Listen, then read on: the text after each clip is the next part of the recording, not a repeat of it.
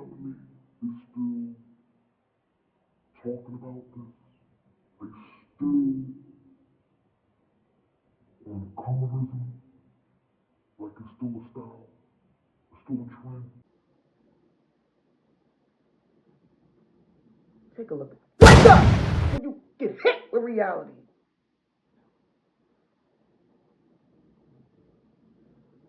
Color white.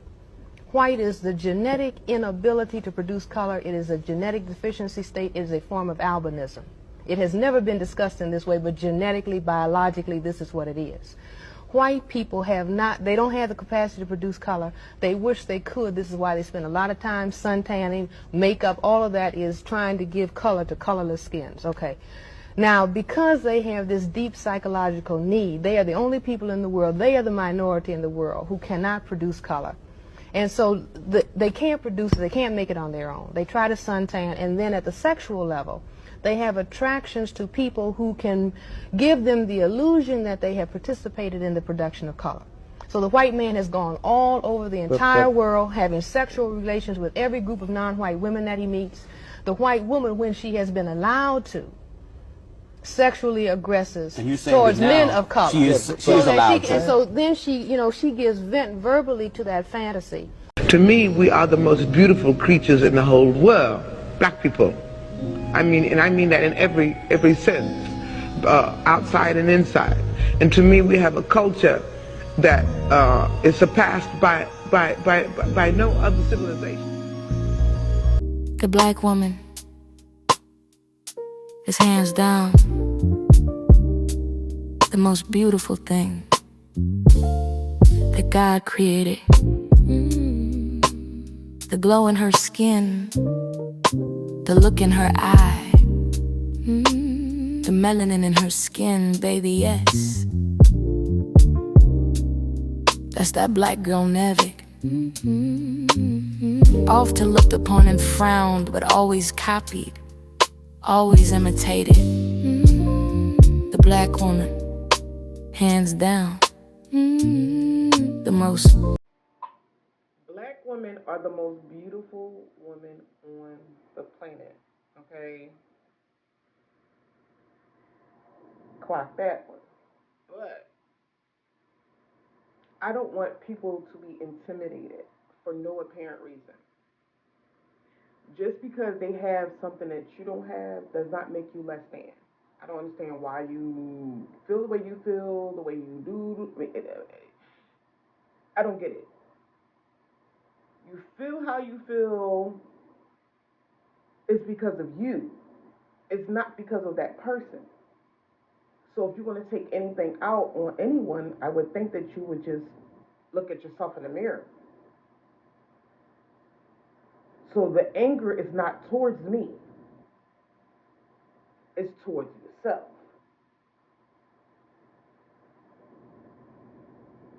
Not stating that black woman is going to put in your face because we don't need to, because we already am. It is just your complex insecurities. I'm not sure what goes on in their minds. And you know who I'm talking about.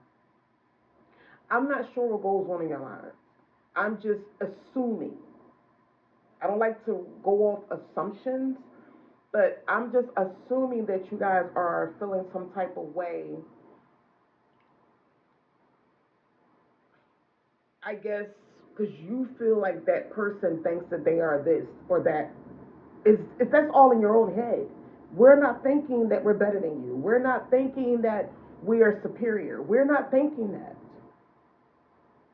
If you already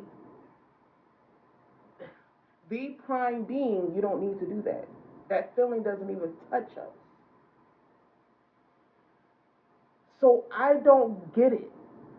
How are you allowing yourself to embrace hatred for no reason? That's not smart. That's not intelligent. How?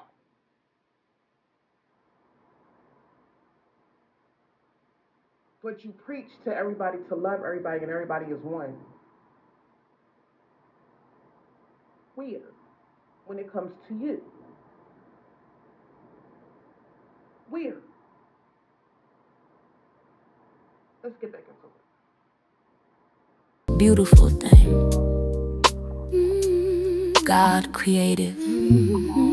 Her strength, her determination is like none other.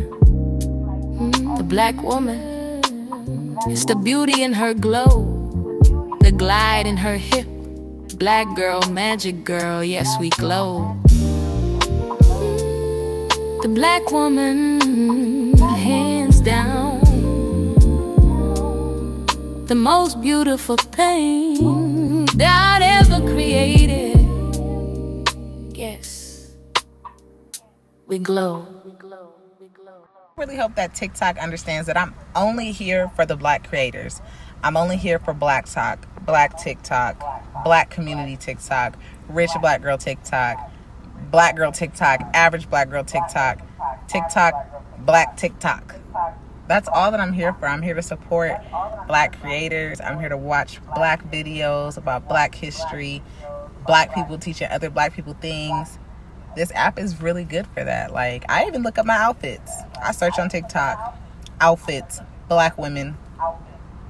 African countries with the darkest skin. Okay, now she's talking about all black things. That is so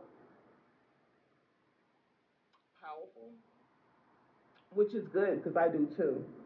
But why do we have to be divided? Why weren't you guys taught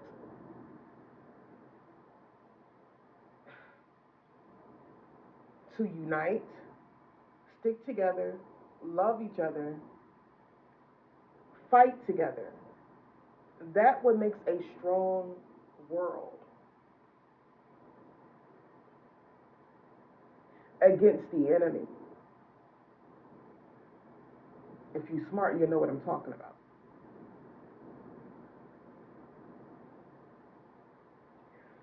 But if you want to be divided, it is what it is. Clock that one. 9. Nigeria. 8. Rwanda.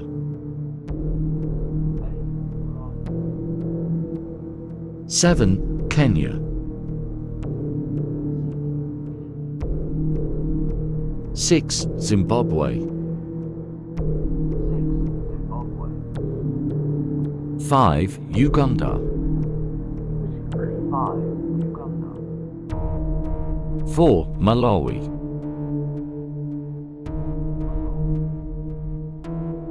3. Ghana.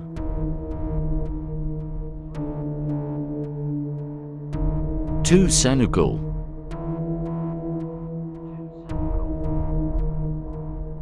1. South Sudan. Ethnicity is this? This is the Dinka tribe from South Sudan. They are known as the tallest and darkest people in the world. They have long... I love that part. The girls with the long legs jumping up. I wonder if I could do that. Was born in South Sudan, grew up in a refugee camp in Uganda, and now lives in Perth, Australia. Today, she's a model on the global stage. Her face looks carved from deep ink. Every line carries a story. Her shade of black isn't just a color, it's strength, it's history. Her eyes and skin move together, warm, steady, full of life. She once struggled to accept her body and her dark skin. But she learned something powerful. Real beauty isn't about pleasing the camera. It's about making peace with your own shadow. She turned black into her armor. Whether it's daylight, spotlight, or darkness, she owns it. She defines herself with it. In a world that often tells people to lighten or soften, Florence stays real. She shows us that black isn't just a color. It's faith, identity, and pride. White people have been around for a long time, and they still... I love this. She is a beautiful black woman. I mean, her color complexion is totally royalty. A lot of people that are light-skinned struggle so bad because of their skin tone shows up everything. Her skin tone shows up nothing. She don't even have to wear makeup.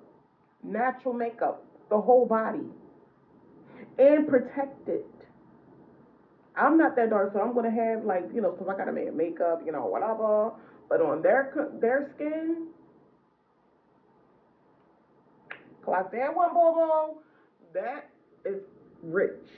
People get rich misconstrued. That's rich. That is truly royalty. My goodness. And she's telling you to own who you are. Don't try to tear somebody else down because you think that you're this or you're that. No, you're not. Just because of the color of your skin or what you can do or where you come from does not give you the right to think that you are above anyone. Clock that one. Boo boo. Their skin is so pale still. They've been in the sun for thousands of years and still no melanin. Yeah. You ever think about that? No. But They ruin everything. I feel like as a light-skinned black woman, I don't fit the beauty standard because of the texture of my hair. I just don't feel confident when I wear my natural hair texture. The girlies did not like this one, okay? But I'm gonna give y'all perspective. We know colorism is a thing, but texturism is also a thing. She feels inadequate. Not saying, girl, grit a grip, but she feels inadequate, which is relatable to a lot of black women because of the texture of her hair. It says that she's not mixed.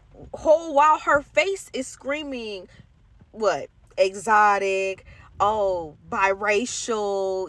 She has that look that a lot of women be trying to have because they feel like it's more desirable within the black community. Especially, we know how black people hold them others up, but when that hair is out, it's undeniable. That's a Negro. You know what I mean? It probably affects her with those colorist and texturist dudes because before they see that hair texture, it's giving something else. And once they see it, it's like, oh, wait, I thought you would. You know what I mean? You just black. Amen. But that's a beautiful thing to be. Let's get that started. 4C hair is gorgeous. We are exotic. We are the exotic ones, which is what makes it so crazy. That we literally look like nobody else on the planet. But they're considered exotic for something that's typical.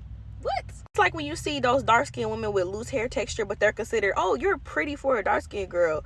You're the standard. You're the exception. Because sometimes it's not even just about your skin. It's about what comes with the skin. The hair texture, you know what I'm saying? The facial features, are they big? Are they small? There's a lot of things that go into colorism as an umbrella. Be proud of your blackness. You know what I'm saying? Don't hide it. You too busy out here trying to be something you're not. And when I come on here and tell y'all, girls wear wigs and weaves all the time. I would say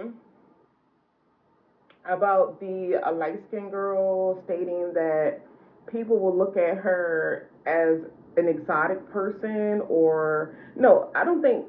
Let me get that clear. People are not going to look at you like you are an exotic person because exotic-looking women or men are they're darker skin. Clock that one.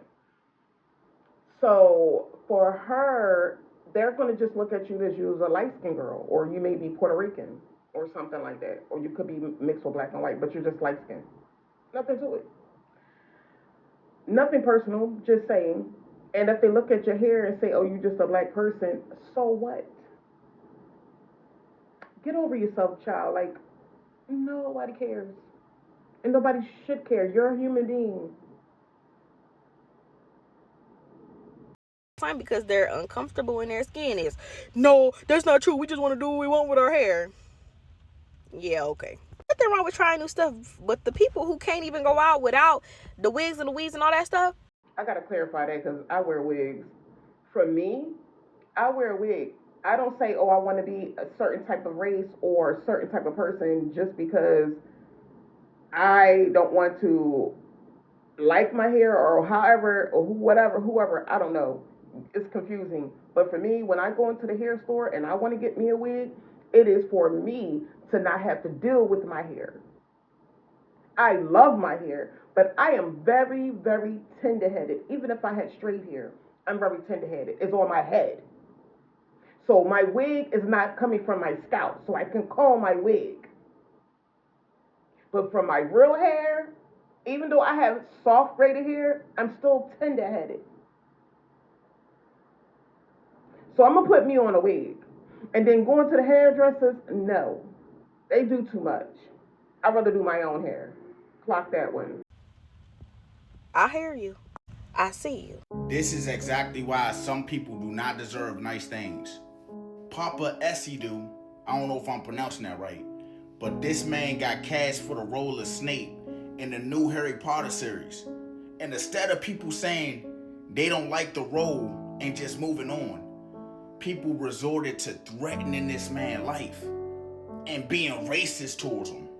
And then the shit that blow me is people try to say, oh, it's just an opinion. Once you start throwing threats in there or being racist, how the fuck is that just an opinion? And what make this situation so worse is Snape is a fictional character. People getting mad over a fictional character, bruh. And you know it's getting serious when the police had to step in because the threats that was being made towards this man. He ain't doing shit but doing his job. He got cast for the role, he got it, and he's black. So what? You gotta think about it. People are sick in the mind, fool. That's not passion, that's not fandom, that's a sickness. And I don't know who need to hear this, but light-skinned people are the white people of the black community. Within the confines of the black community, light-skinned people operate in the same way that white people operate in greater society. And they continue to ignore, contribute to, and benefit off of the oppression of their darker-skinned brothers and sisters. And it's about time we call it out. Child, when some of y'all hear the word whiteness, you think I'm talking about white folks. And some white folks get to... I'm going to stop it right here. She said the light-skinned black people are the white people of our community. Child, stop. No, they're not. They're just light-skinned, period. No one is Caucasian but Caucasians. But anyway, for the character, for people to still feel this way about a person just because of who they are, it shows you how slow people still is. I'm going to say it the way it is. Expensive. So let me break it down real quick. Whiteness is not skin. It's not melanin levels. It's an ideology, a way of thinking, a system, a power structure. And it was created on purpose. In colonial America, especially in places like Virginia, lawmakers literally created racial categories to divide poor Europeans from enslaved Africans.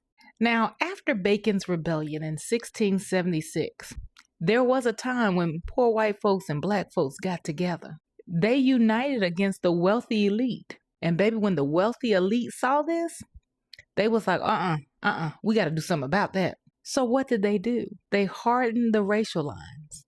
They gave poor Europeans small privileges.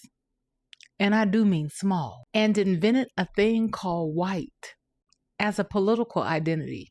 And it was in that moment that whiteness became the standard, the default, the norm. So this thing has been going on a long time. If you look like it, talk like it, align with it, you're closer to safety, or so you think. If you don't, you're suspect. That's why professionalism looks one way. That's why neighborhoods were redlined. That's why school districts still reflect segregated patterns to this day. And here's the kicker. You don't have to be white to align with whiteness. Whiteness harms everybody. It doesn't just harm black folks. And here's the lie that whiteness tells you. It ties human worth to dominance. It teaches children their identity is rooted in superiority. And it teaches everyone else that proximity to that standard equals value. And when we critique whiteness, we're not necessarily attacking white people. We are naming an ideology that organizes that power. And baby, if your identity feels threatened when that system is questioned, That's not hate or oppression. That's about your attachment to the hierarchy. Dismantling hierarchy frees everyone. The tragedy is those who benefit from it think they're winning, and they're not. You can't win in a system that thinks it's normal to step on someone else's neck. You can't. You can't. All right, good people. Drink your water. Stay rooted, real, and knowledgeable. And mind your Black business. Happy Black History 365. And I'll see you next time. They told you there were different races, but they never told you your true origin flame. There is no white race. There's only the human flame moving through different states of memory. In the beginning, there were six melanin-coded beings, 6 archetypes of the black flame. Not black like color, because black isn't a color. Look up the definition. If you look at the rainbow, what is not on the rainbow? Black like frequency, black like the womb stars are born from. Some stay close to the sun, close to the source heat. Others journey north, into the cold, into the caves, and the body adapted. Not because of sin, because of survival. The hair straighten, the skin lighten, the pineal dim, but the soul still remembered in fragments. Melanin is not a color. Say it with me. Melanin is not a color. It's a receiver of light, a translator of vibration, a memory organ, the voice of the sun. That's why they fear it. That's why they bleach it. That's why they rewrote your origin. But the body remembers what the scriptures try to hide. Even science whispers it. Every mitochondrial DNA traces back to a melanated woman. Cheek Antediop proved this decades ago. Genetic confirms it now. The white skin is not a separate race. It's a mutation of adaptation about 8,000 years old. A dim lens, just further away from the sun. If every white person do a true ancestry test, it would trace back to a melanated being. The black flame is not better, it's simply first. And the world cannot heal until it honors the first fire that burnt every shade of humanity. But listen to this. All shades, all of us is walking back towards the same source. And when we remember this, we end the vision. Because we are not black, we are not white, we are not a color. Just like my boy Michael Jackson said, it don't matter if you're black or white, because you are flame. Some burn bright, some burn dim. But every flame can return to the source because we're all one. Peace. You ever wonder why less than 15% of the world's population feels the need to control 100% of the narrative? Because when you're a genetic outlier, born from a recessive mutation, with a ticking clock on your DNA, you have to lie to survive. Let's get into it. Modern Europeans carry between 2 to 4% Neanderthal DNA. That's not a conspiracy theory. That's confirmed by peer-reviewed journals like Nature, Science Advances, and Cell. The Neanderthals were not some mystical master race. They were cold-adapted hominins who lived in caves, scavenged for food, and operated in small, isolated groups. They weren't the future. They were a failed branch of the human tree. And those Neanderthal traits still show up in their descendants. Lower sociability, higher aggression, light skin and light eyes, red or straight hair, high pain tolerance, shorter limb ratios, and a disconnection from nature's rhythms. They weren't creators, they weren't builders, they were survivors of harsh, sun-starved environments until they weren't. They died out, not because they were killed off, but because their own epigenetic behavior, their limited fertility, isolationist tendencies, and lack of social cohesion couldn't sustain their species. Their extinction is a warning, not a blueprint. So how did they live on? Through interbreeding with Homo sapiens. And that's where modern Europeans come in. The Neanderthal ghost genome lives inside them today. And ironically, that same genetic signature they carry is the very thing they now weaponize to claim superiority. But here's where it gets deeper. Even some East Africans, like Ethiopians, show slightly elevated Neanderthal DNA. Not because they interbred directly with Neanderthals, but because of Eurasian backflow. Invaders from the north came back down into Africa, carrying their DNA, trauma, and mutations with them. And even then, their percentage is far lower than what you see in white Europeans. Sub-Saharan Africans, Indigenous Americans, and Melanesians, Their levels of Neanderthal DNA are negligible to non-existent because the most melanated peoples of Earth didn't need to survive the ice by digging holes. They were already thriving in cosmic alignment with Earth, Sun, and Spirit. And speaking of alignment, let's talk skin. The light skin mutation in modern humans is recent, very recent. Studies from University College London show that the SLC24A5 and SLC45A2 gene variants responsible for pale skin didn't even exist until about 6,000 years ago. Before that, even in Europe, the original populations had dark skin, dark eyes, and curly hair. In fact, Cheddar Man, a 10,000-year-old skeleton found in England, had very dark skin and blue eyes. Let that sink in. Whiteness did not exist when the first civilizations were rising, which means the founders of Kemet, not white. The builders of Sumer, not white. The mound builders of Cahokia, not white. The creators of the Indus Valley, China's Shang Dynasty, Olmecs, Inca, and Maya, not white. So when people ask, what did white people build? The answer is simple. They didn't build. They inherited. And when they realized that their numbers were small and their genes recessive, they panicked. Enter eugenics. Let's name names. Francis Galton, the father of eugenics, cousin to Darwin. Charles Davenport, eugenicist who pushed racial hygiene policies in the US. Harry Laughlin, architect of sterilization laws. Ernst Rudin, Nazi eugenics leader supported by American funding. The Rockefeller Foundation and Carnegie Institution, they funded the research, the labs, the policies. They all pushed the lie that white was not only right, but endangered. So they legislated it, sterilized non-white women, separated babies from their parents, and drew bloodlines to try and purify the impure. Why? Because they saw what was coming. You can't keep a mutation alive when the earth is healing. When the sun returns to its cycle, when people of color reconnect with their power, when rhythm, not reason, guides the future. And now they're saying everyone has melanin. Cute. But next time, let's break that down. Because not all melanin is created equal. There's a reason they study eumelanin, neuromelanin, and pheomelanin separately. There's a reason they mine melanin from fetal tissue in animals. There's a reason they patent it, and there's a reason why, despite all their technology, they can't synthesize the real thing. So no, this isn't just science, it's spiritual warfare through biology. My goodness today. They spoke it all. I don't need to say too much.